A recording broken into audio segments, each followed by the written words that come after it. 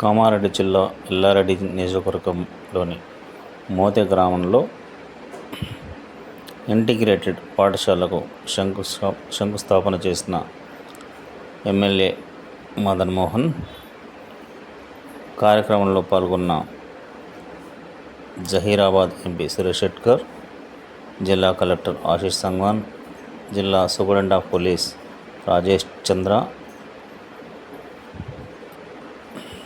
ఇతర కాంగ్రెస్ పార్టీ నాయకులు.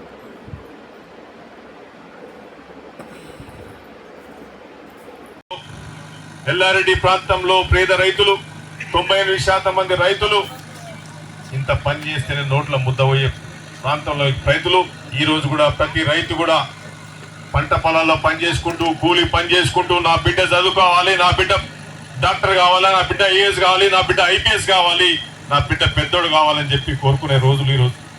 మరి ఇక్కడ ఉన్న గవర్నమెంట్ స్కూల్లో వేదిక మీద ఇక్కడ పెద్దలందరూ కూడా నాతో పాటు మేమందరం కూడా గవర్నమెంట్ స్కూల్ చదువుకున్నాం. నేను కూడా ఎర్రాపాటు స్కూల్లో చదువుకున్నా. ఎర్రాపాటు స్కూల్లో ఇదే మట్టి మీద చదువుకున్నా.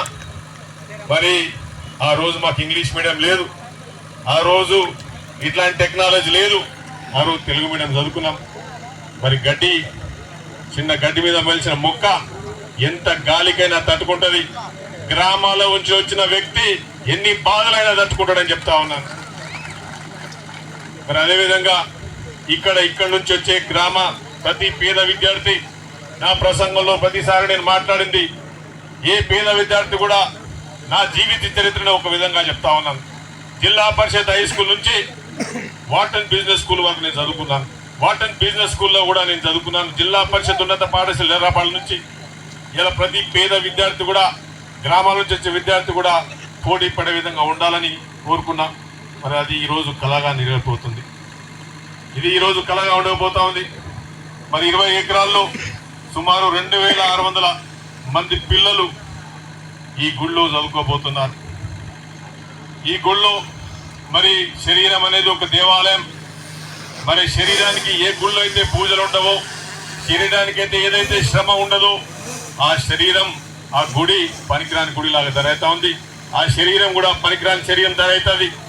ఆ శరీరానికి ఈరోజు మన ముఖ్యమంత్రి గారు పాలసీలో స్పోర్ట్స్గా ఫుట్బాల్ కోర్టు, బాస్కెట్బాల్ కోర్టు, మరి టెన్నిస్ కోర్టులతో ఇలా 20 ఎకరాల్లో ఈ మోతి గ్రామంలో స్కూల్ కట్టబోతా ఉన్నాం. అకాడమిక్ బిల్డింగ్లతో పాటు మరి లోపల అన్ని క్లాస్ రూమ్లు, డిజిటల్ రూమ్లు, కంప్యూటర్ రూమ్లు, టెక్నాలజీ రూమ్లు. ఇలా చాలామంది పేద విద్యార్థులకు ఇలా గ్రంథాలలో పోయి చదువుకునే బుక్స్ లేవు, పైసలు లేవు. మరి ఇక్కడ అన్ని కులాలు, ఇంతకుముందు మా అంజరెడ్డి చెప్పినట్టు, ప్రతి కులం ఏ కులానికి సంబంధం లేకుండా అన్ని కులాలు ఒకే వ్యవస్థలో ఉండేది ఈ యంగ్ ఇండియా ఇంటర్నేషనల్ స్కూల్ అని చెప్పి సభాముఖంగా చెప్తా ఉన్నాం. మరి ఇక్కడ మనము ఈ ప్రాంతంలో మన పెద్దలను, ఇదే మన పిల్లలు ఇక్కడి నుంచి చదివి పెద్ద ఎత్తున హైదరాబాదు ఇంటర్నేషనల్ స్కూల్తో పాటు పబ్లిక్ స్కూల్తో పోటీ పడాలి. ఈ ప్రాంతం డెవలప్ కావాలి.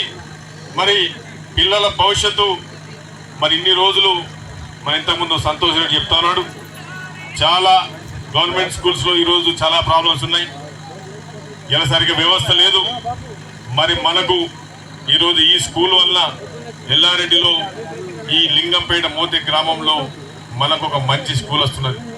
ఇవాళ కాంగ్రెస్ ప్రభుత్వం ఈరోజు, ఇంతకుముందు మన 10 సంవత్సరాల్లో ఎల్లారెడ్డికి ఒక ఇల్లు వచ్చిందా? ఇవాళ మా ఎంపీడీ వారు ఇప్పుడే ఇచ్చారు 585 ఇళ్ళు, ఇందిరమ్మ ఇళ్ళు మనకు అయిపోయినాయి ఇప్పుడే అధికారంగా రిపోర్టు. మరి రేషన్ కార్డులు వచ్చినాయి, మనకు రేషన్ కార్డు రాలే, వస్తాయి. ఇంకేమైనా కొత్త రేషన్ కార్డులు చాలా వచ్చినాయి, కొన్ని రాకుండా ఇంకా అవుతా ఉన్నాయి. మరి ఇందిరమ్మ ఇళ్ళు కడతా ఉన్నాం, 585 ఇళ్ళు కట్టినాం. ఈరోజు సన్న బియ్యం కూడా ఇంతకుముందు మా ఎంపీ గారు చెప్పినట్టు 3 నెలలకు సరిపోయే బియ్యం కూడా గవర్నమెంట్ ఇస్తున్నది. మరి ఈ కార్యక్రమాలు ఇలా మన ప్రతి గ్రామంలో సీసీ రోడ్లు అవుతున్నాయి. ప్రతి గ్రామంలో కూడా మహిళలు ఏడకు పోయినా కానీ, సార్ మేము మహిళా భవనాలు మాకు లేవు, చెట్ల కింద కూర్చుంటున్నాం, అంగన్వాడీలో కూర్చుంటున్నాం, గ్రామ పంచాయతీలో కూర్చుంటున్నాం అని చెప్పి నాకు చెప్పారు. మరి ప్రత్యేకంగా మా ఎంపీ గారికి, కలెక్టర్ గారికి కూడా ధన్యవాదాలు తెలుపుతా ఉన్నాను. ఎన్ఆర్జీఎస్ ఫండ్స్ కింద సుమారు అన్ని గ్రామాల్లో ఇలా మహిళా భవనాలు కట్టుకుంటా ఉన్నాం. 10 లక్షలతోని అన్ని గ్రామాల్లో ఇలా మహిళా భవనాలు కట్టుకుంటున్నాం. మరియు సంవత్సరం లోపలనే ప్రతి తల్లి ప్రతి మహిళ ఈ గ్రామంలో వాళ్ళు మీటింగ్ ఆడబెట్టుకోవాల్సిన అవసరం లేదు. వాళ్ళకు బిల్డింగ్లు తయారైతా ఉన్నాయి. మా మహిళా సోదరులు ఇక్కడే ఉన్నారు, సోదరిమల్లు ఇక్కడే ఉన్నారు. వాళ్ళు ప్రతి గ్రామంలో తిరిగి కూడా ప్రతి దగ్గర శంకుస్థాపనలు జరుగుతూ ఉన్నాయి. సీసీ రోడ్లు అవుతా ఉన్నాయి. గ్రామ పంచాయతీలు కడతా ఉన్నాం. అంగన్వాడీ కేంద్రాలు కూడా కొన్ని కూలిపోయిన కడతా ఉన్నాం. మరి ఈ విధంగా ఈరోజు ఎల్లారెడ్డి అభివృద్ధి జరుగుతూ ఉంది. మొన్ననే మన ఎస్పీ గారు చెప్పినట్టు బ్రహ్మాండంగా ఎల్లారెడ్డిలో పేదవాడి ఎయిర్పోర్ట్ అని చెప్పి మన బస్ స్టాండ్ కూడా కట్టుకొని తెలంగాణ రాష్ట్రంలోనే నంబర్ 1 బస్ స్టాండ్గా చేసుకున్నాం. ఇలా ఎన్నో కార్యక్రమాలు మనం చేసుకుంటా ఉన్నాం. మరి ఈరోజు ఈ స్కూల్ ఒక బిల్డింగ్ కాదు, ఇది పిల్లల భవిష్యత్తు. ఎందుకంటే మనకి ఇక్కడ చదువుకున్న పిల్లగాడు ఎంత దూరమైనా ఎగిరేసేస్తూ ఉంటుంది. ఇలా మనకు కింద నుంచి ఇన్ని రోజులు ఈ ప్రాంతంలో అవకాశాలు లేవు. చాలామంది 10వ తరగతి మానేసి హైదరాబాద్ పోయి పనిచేసుకుంటున్నారు, ఓలా నడిపించుకుంటున్నారు, చిన్న బైకులు నడిపించుకొని చాలా కష్టపడతా ఉన్నారు. 10,000కి 20,000 రూపాయలు హైదరాబాద్ పోతే 15-20,000 వస్తలేవు. హైదరాబాద్ 20,000-15,000 సరిపోవు. రూమ్ కిరాయి 5,000 అవుతుంది, వంట వింట వేసుకుంటే 5,000 అవుతుంది. ఇలా పిల్లగాళ్ళకు పరేషాన్ ఉన్నది. మరి ఇక్కడ ఉద్యోగాలు రావాలి.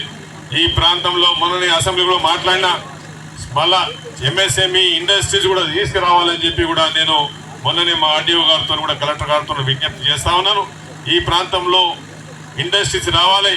ఈ 100 ఎకరాలు ఏదైతే 200 కోట్లతో ఈరోజు వస్తుందో నా కళ కూడా ఇండస్ట్రీ రోజు స్థాపించిన రోజు కూడా అదే రోజు నేను ఈ సంతోషంగా ఉంటా. మరి ఇంత మంచి ప్రోగ్రాంకు వచ్చిన అందరు కూడా వివిధ ప్రాంతాల నుంచి వచ్చిన గ్రామాల నుంచి వచ్చిన వాళ్ళు, ఎందుకంటే ఈ సాయంత్రం ఎండాకాలం మధ్యాహ్నం ఎండ ఉంటుందని చెప్పి సాయంకాలం పెట్టినాం. సురేష్ అన్న కూడా అంటుండు సరళగా ఉన్నది, మంచిగా ఉన్నది. లేకపోతే ఎందుకంటే మధ్యాహ్నం పూట ఎండ ఉండే ఇదంతా ఓపెన్ ప్లేస్ ఉందని చెప్పి అప్పటిదప్పుడు తయారు చేసుకొని ఇక్కడ పెట్టుకోవడం జరిగింది. మరి తప్పకుండా మా కార్యకర్తలు అందరూ కూడా ఇంత బలం ఇచ్చి నాకు సపోర్ట్గా, మా సురేష్ అన్నకు సపోర్ట్గా, మా అందరికి సపోర్ట్గా ఉన్నందుకు ప్రతి కాంగ్రెస్ పార్టీ కార్యకర్తకి నిజంగా మనస్ఫూర్తిగా అభినందనలు తెలుపుతూ మరి ఇంకొకసారి జై తెలంగాణ, జై ఎల్లారెడ్డి.